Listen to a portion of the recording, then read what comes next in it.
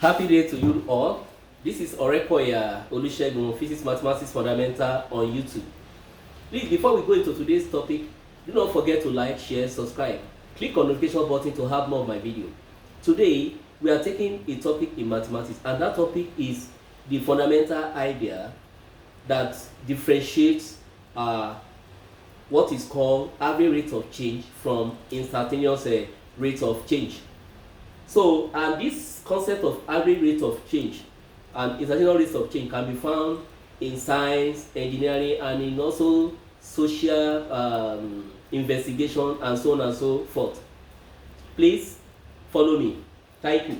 Now, let's say we have this particular arbitrary y is equal to a function of independent variable x with respect to x on the x axis. Now, let's say I have this arbitrary curve and I have points, these 2 points on this curve here. I call this point P2 and this point as my P1. You know, if I generate each of these points, this will be x on the x-axis and then this will be y on the y-axis. If I move from down up here, I will move with infinitesimal value of y, delta y, to get to this place. This place now will be y plus delta y. Now, if I'm moving along the x-axis, from here to this place now, from this origin to this place, I will move with this delta x, different between here and here. So this point here will be x plus delta x. Now, the average rate I want to calculate between these 2 points, P1, P2. So, average rates of change as I move from points P1 to P2 along this particular curve. So it's given as it's called the slope. The slope of second line P1, P2. This particular line, because it is inside this curve, is called a second line. And this particular rate of change can be obtained by considering a right angle triangle with an angle theta here. So the slope of this second line can be written as delta n, which is written as tan of that angle theta. And tan theta is opposite over adjacent. Now, if you look at the height of this triangle here, it's different between this point and this point, and that difference is delta y. The base of this triangle is equivalent to the small change in x along the x-axis. That's divided by delta x. So I have delta y divided by delta x. So what I have here now can also be written as y2 minus y1 all over x2 minus x1. That means the value of this y, which is y2, minus the value of this y, which is y1. We can also take it that way.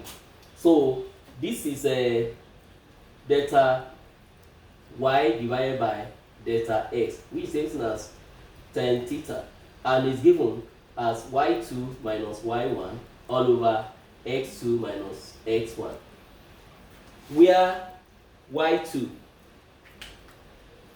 where y1 is y and y2 is y plus delta y. Also, x1 is x and then x2 is x plus delta x. Please take note of that. So that's the concept of the average rate of change. Now, instantaneous rate of change. Let's say the same curve that I have here.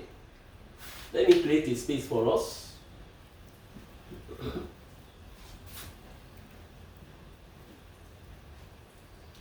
Let me create a space for us. Let's say this is the original curve that I have the point P1 of coordinate x1, y1. I have the point P2 of coordinate x2, y2 here. Now, if I have a point P, okay, let me draw the coordinate, the Cartesian coordinate system. y is equal to f of x, and this is against x here. You know, let's say I have a point P here. The coordinate of this point P will be x, y. Now, when we take the slope of the tangent to this curve, the tangent is a line that touches a curve at just only one point. You can see this line now is different from this other line I'm going to use to join the point P1 and P2. So the line P1, P2 is called second line. And the slope of the second line is called average rate of change. Average rate of change. And that average rate of change is given as delta y all over delta x, which is same as y2 minus y1 all over x2 minus x1.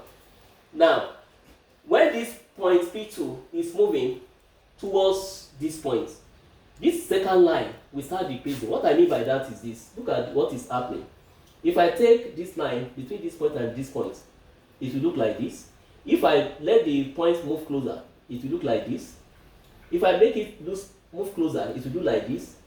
Then there will be a point that I will have this line here. That is called tangent.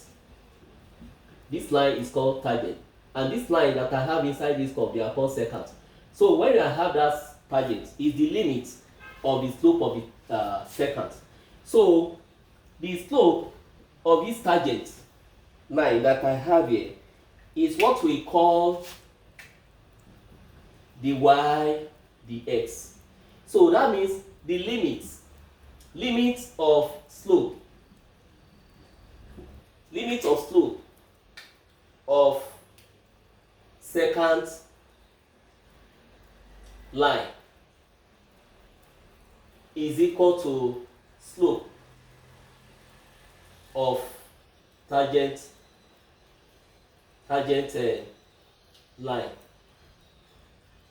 So what I mean by that is the limit as delta x tends to 0 of delta y delta x, which is the average slope, and which can be written as y2 minus y1 all over x2 minus x1.